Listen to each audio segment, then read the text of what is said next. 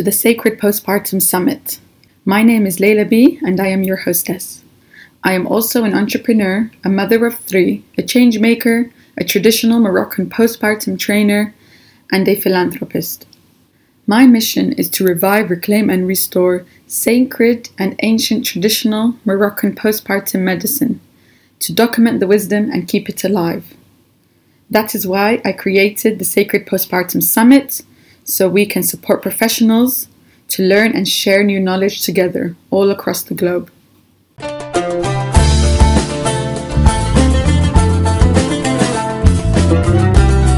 Today I would like to introduce to you Baida Al Ayyar.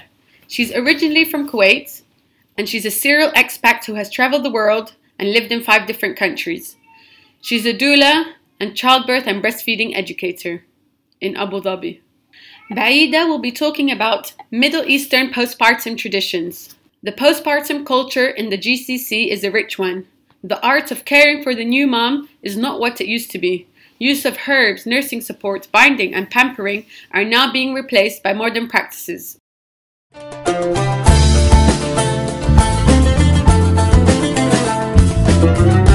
Assalamu alaikum. My name is Baida Al Ayyar and I'm from Kuwait. I'm a doula, childbirth educator, and I'm also offering breastfeeding support. I trained with Amani Birth a couple of years ago, and I've been serving my community in Abu Dhabi, giving breastfeeding support, attending births in public and private hospitals, as well as giving childbirth education. I give the Amani curriculum, and I also give a course called Protective Birthing, and it's targeted towards dads to make birth a much more enjoyable experience and give them a role to play during the birth. Today I'm going to be talking to you about the postpartum culture in the GCC and how that has changed and has evolved over the years and the decades, how it's an art that's being lost, how caring for the mom used to be completely different than what it is today. Why is traditional practices much more beneficial to women than modern practices? And by modern practices I mean the rush to get out of the house, the need to care for other children, being too busy to eat well or rest well, or be focused on breastfeeding, and just trying to get back in shape and trying to do things a lot more faster than what the mom's body requires. And we all know a mom who's just delivered, even if it's a positive birth experience, a vaginal experience, and the mom has done well, and the baby's well, it still takes a toll on the body, and we need time to recover. But the culture nowadays is no, you have to look a certain way, you have to act a certain way, and that's not beneficial to the mom at all.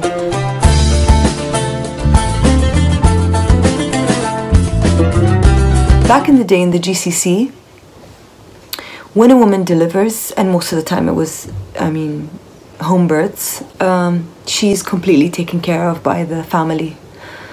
The mom, whether it's her first baby or her 7th baby, would be cared for and pampered. And the whole concept of mothering the mother stems from these cultures, not just in the GCC, but across traditional cultures all over the world. The mom is at the center of the care. Not everybody's focused on the baby, and then the mom is forgotten in the process. How is the mom taken care of? There's a big focus on nutrition. There's the right herbs that she needs to take, and there's also the physical aspect of things. Moms are not meant to work. The only thing they should be caring for is the baby. And then there's the community and spiritual side of things, where moms are nurtured and taken care of and loved, and people in the family, usually women and elderly women, would be there to listen to her and take care of her. And I could see that this has changed in many, many ways over the decades, and women are no longer given the opportunity to experience this kind of nurturing practice. There's a lot of focus on pregnancy and then the baby, but the postpartum period is very important, as we all know, and now there's conversations about the fourth trimester and how important that is, and that existed way before these new modern terms have been coined.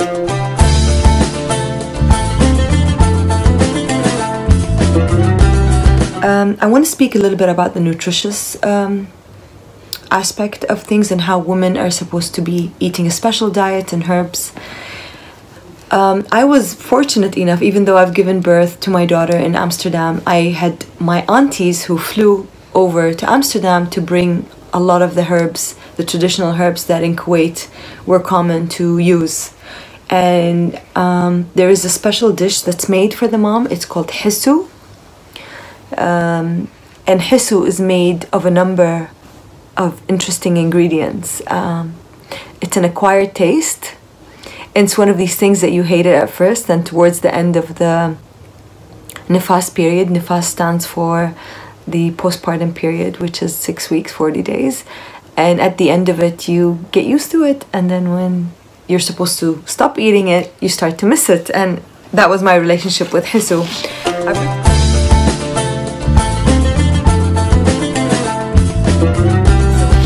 I've written here a list of things that are incorporated in the hisu. Cress seeds are very important. Turmeric or curcuma, ginger, nigella seeds, pepper, fennel seeds, cumin, cardamom and saffron, dry lime. And all of these are roasted in the raw form or dry form, and then afterwards they're processed and they're blended. And when they're blended, they could be stored in the fridge for the whole period. That's not a problem. And the mom would then, or not the mother's not supposed to be in the kitchen, but the elderly woman in the family or someone who's knowledgeable would make it. And I remember my mother saying, you know, traditionally we would use butter and sugar and flour to thicken it, to make it a proper heavy meal. And I had that for 2 days, I believe, and then I told my mom, I said, it's not sitting well with me. I find it too heavy. And you can imagine this was made a long time ago, where women are in need of, you know, these kind of heavy fats, when women's bodies are not as strong as they are today, and women need more to recover after birth, and these women are having much more babies than we're having babies these days, on average. So I asked my mom, I said, can I replace the flour with oats? And she said, no problem. I said, what about the sugar? Can I replace it with honey? She said, no problem. And what about butter? Can I put some coconut oil? She's like, yeah, go for it. And, you know, it was very tasty. And I would make it in batches. It was very easy for me. My mother had to travel 2 weeks later, so I was making my own. I would just make it and store it in small Ziploc bags in the freezer, in the fridge, and just heat it up right before and I had to have it once a day for 6 weeks. And it was fine. Like I said in the beginning, a bit funny, but then you get used to the taste. And then when you stop eating it, when you don't have to take it anymore, you start to miss it. So the cress seeds can be taken not only together with the hisu, which is the proper meal, but it can also be drank as a tea. And there are specific days when a mom should have them, which is 2 weeks postpartum, she should drink more of it.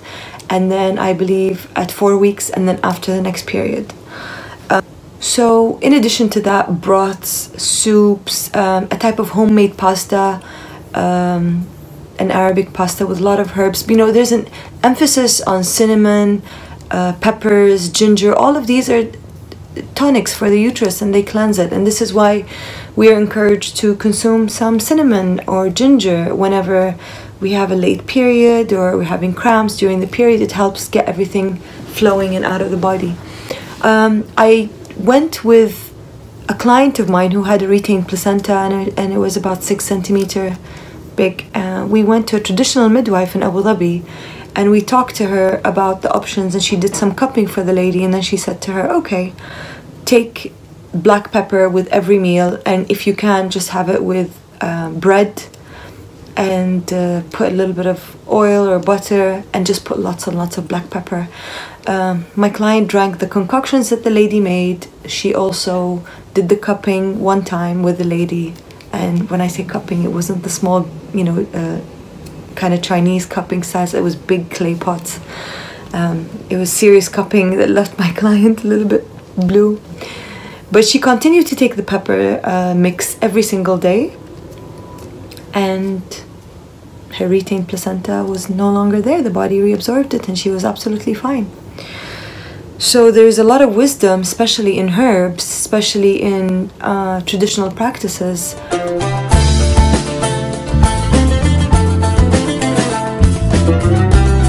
Another traditional practice that they do in Kuwait, and I believe the rest of the GCC, is called tardid.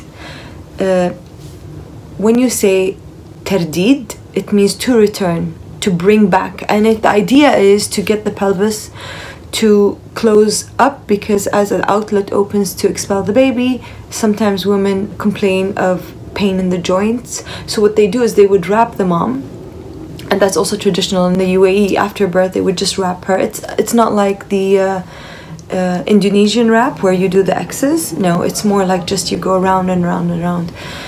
In Kuwait, what they do is they wrap the mother. They also pull on the back of the mother, and the traditional midwife would use her feet to push on the pubic bone and bring in the pelvis closer with the ropes. And by that, they give relief to the mom as the pelvis begins to close back, and then they would wrap her, and that would keep everything in place. I'm not a physiotherapist by any chance, and I don't specialize in pelvic floor or anything like this, but I could tell you that from what my mother has told me, she's given birth to 2 children via natural birth and 1 via cesarean. She said it gave her so much relief to get the tardid treatment done.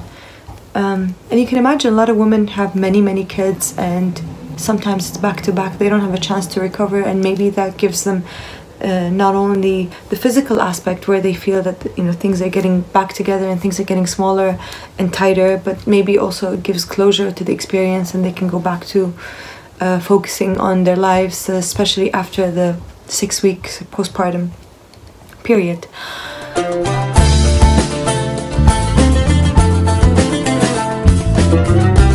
Receptions at hospitals are a new modern tradition.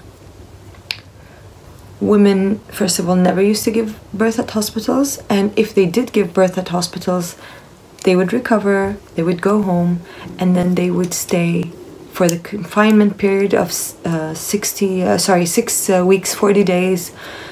And then when everything is fine, breastfeeding is established, mom is feeling well, everything is fine, she's really in good shape, and she's ready to meet the neighbors and the friends and the extended family, then she would have a reception.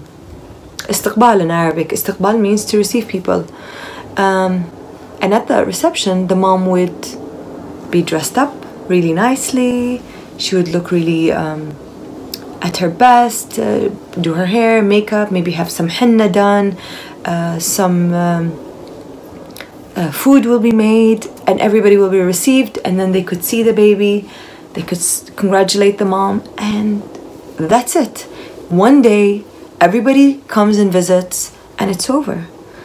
But the modern practice today is that people don't leave the hospital. They would stay 3 days, so everybody in their community gets a chance to visit them at the hospital and to congratulate them. The reason being, and I hear this a lot from young women nowadays, they would say it's easier to receive people at the hospital than at home. But what is the logic behind receiving people at the hospital? This is the most crucial period for a mom and baby and daddy. If there's all these women coming to congratulate the mom, where's dad in the picture? And then there's the 6-week confinement period where the mom goes to stay at her parents' house. Where's the husband in the picture? And then all these practices that we do push men away. They really do push men away from being the parents that they could be. If a father has potential to be a hands-on dad, these kind of practices do not encourage them in any way. These kind of practices tell them that this is a woman's issue. Pregnancy, labor, birth, parenting, breastfeeding, this is all a woman's. Sure, a woman is the only person that can breastfeed. The mom is the only person that can breastfeed. But the dad can be there to check on the mom. The dad could be there to check on the siblings. The dad could be there to give her the emotional support that she needs.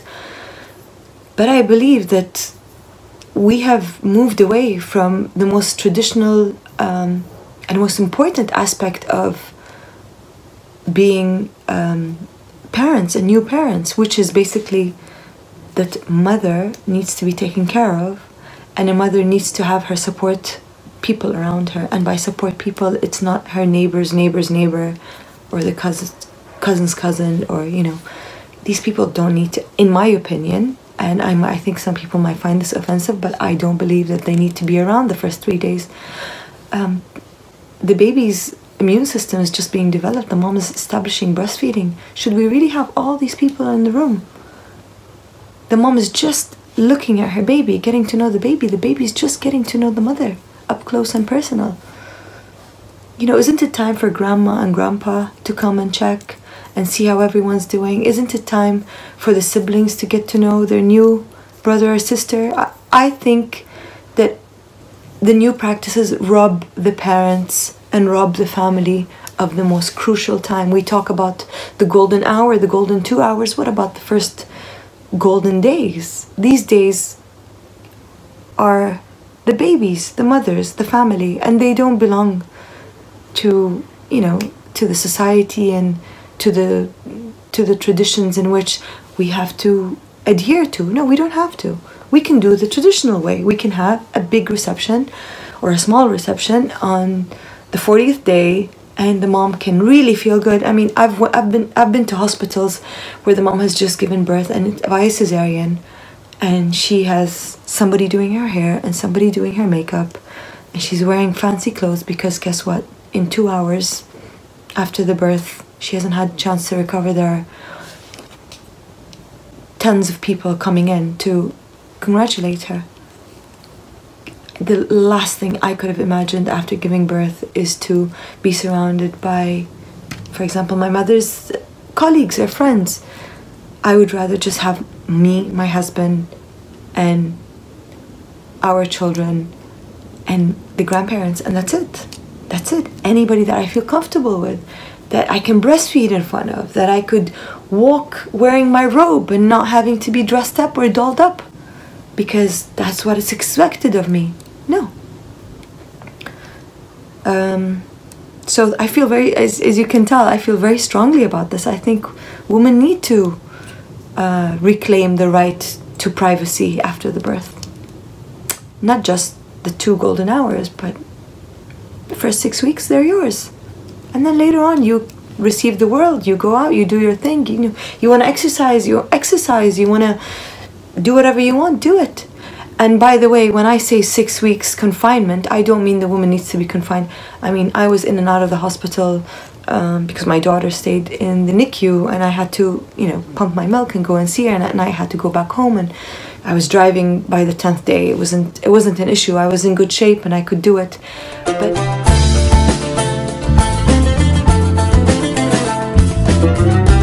the idea when we say 6 weeks is really, it's a pampering time. It's not the confinement time where a mom needs to be sitting down and not moving or doing. No, we don't talk about it in such a way. We talk about it as in a period in which mom gets an opportunity to rest, and mom gets an opportunity to recover and to bond with the baby and not to be distracted, and just to have this special time for her in order to come back into the world and do all the things that she wants to at her own pace. Now, one of the most amazing things about having your family around during the postpartum period is that it really can protect a woman from postnatal depression. And if the mom has the blues and it's very light, she could easily recover from it just by having her grandmother around, maybe braiding her hair, or somebody holding her hand or massaging her, or just having her sisters around, and the company of women around her that have gone through this, that will tell her that it's okay, I've been through that, I know what it feels like. Maybe on day 4 or 5 you might cry, and it's okay to cry, and it's not the end of the world. And these are the ways to deal with a woman, to lift her up spiritually and to lift her up from a community point of view. But nowadays I see when a woman gives birth and she has postnatal depression, somebody's dangling that baby in front of her and telling her, here's your baby, you shouldn't feel that way, you should be happy, look what God gave you, you know. Which I'm 100% sure that 100 years ago this is not how they dealt with it.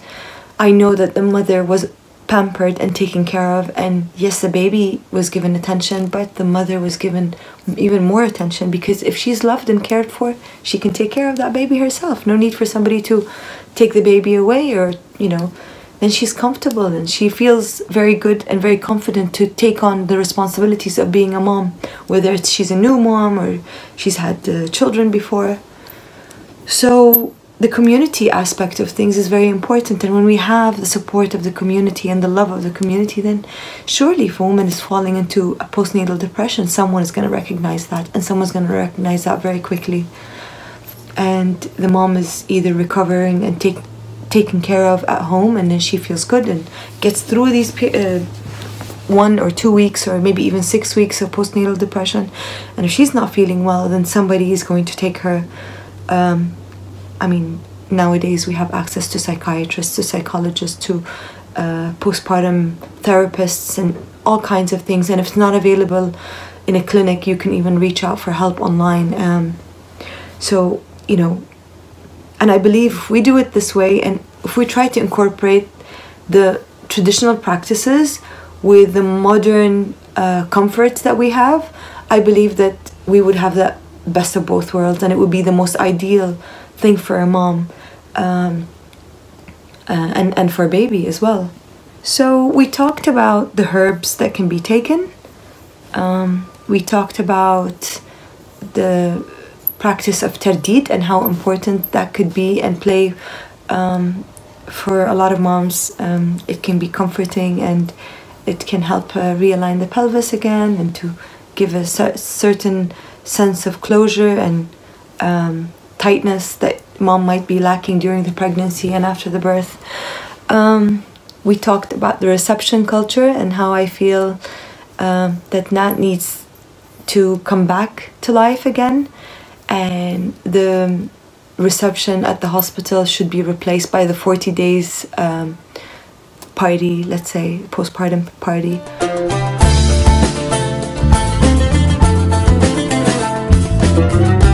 I really wish that more grandparents, grandmothers especially, played a role in the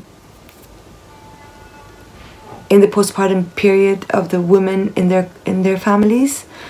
Back in the day, the grandma, that's what she did. That's what the grandma's job was, to help the other women get through the different phases of their lives in the family. But maybe this has changed because our mothers and their mothers maybe worked and didn't have time to understand these practices from their grandmothers, and maybe also the modern medicine has replaced a lot of the practices in the past. And like, you know, formula feeding, for example, how it considered a kind of it's a certain privilege for people from a certain status, and I believe now people are understanding the damage that kind of idea had. That no, formula feeding is not for the privileged. In fact, formula feeding, breastfeeding should be the norm, and breastfeeding should be encouraged and supported if that's what the mother and the family want. If the mother wants, we always say breastfeeding is best if the mother wants it. There's no point of forcing things on a mom if she can't, if she's not interested in the idea. And I completely respect women who choose not to breastfeed. I respect their needs, but if a mom is willing, then we are there to support her. And you know all about the campaigns that, you know, especially in the 50s, and to get women to formula feed, and that pushed them away from breastfeeding. And breastfeeding for many centuries was looked down upon, and even they used to have wet nurses because a queen should never breastfeed her children and that kind of thing. But yeah, everything's going around and making a big circle and then coming back. In the postpartum culture, in birth practices, in pregnancy, in fitness, everything is coming back to the olden ways. In the UAE and in the rest of the GCC, women are supposed to be active during pregnancy, because that's what they did back in the day. They didn't have the privilege to put their feet up and to rest all day and develop all kinds of complications because they're not moving. Women during pregnancy were told to walk on the beach, especially at the last couple of weeks, because walking on hot sand, for example, is supposed to make the birth a lot easier and a lot quicker. So there's a lot of wisdom from the past. I think we need to come back to it and not wait until it's too late, and learn from our past traditions and our past mistakes, and maybe fuse the past and the present and come up with an understanding where each mom can say, you know what, this is what my grandmother did, this is what I am going to do, and this is how you as a family can support me. And the whole idea of caring for the mother in the postpartum period is so that she can have her voice, so she can be heard, so she can be loved and nurtured. And what better way than to actually have the knowledge and to understand, to make the postpartum period much more pleasant. And it would be a great way to document this. It would be a great way to preserve all of these traditions is if they're documented. And then when a woman gets married, you know, I would like to gift a book to her and say, listen, this is what you can do in your pregnancy. This is what you can do in your postpartum period. This is how we used to do it. And this is how the world is now changing and starting to do it all over again. This is the wisdom. I want to pass it on to you because, you know, your grandmother or your great-grandmother is not around to explain these things to you. But so it's here, right there. Please read it. And when women know, then they can do everything. They can achieve everything. They can have the most amazing births when they're educated, when they're in charge, and they can have an amazing, beautiful postpartum period.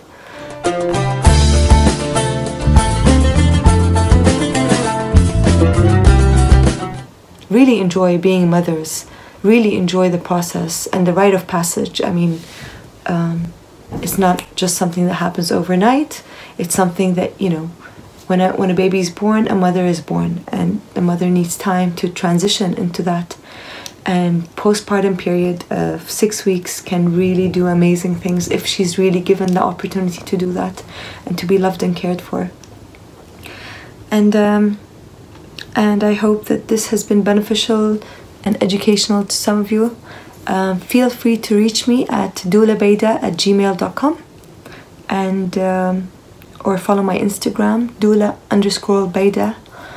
And if there's anything in particular that you want to know about the postpartum culture, I have a list of herbs, list of medicines that could be used, and I could share that information with you.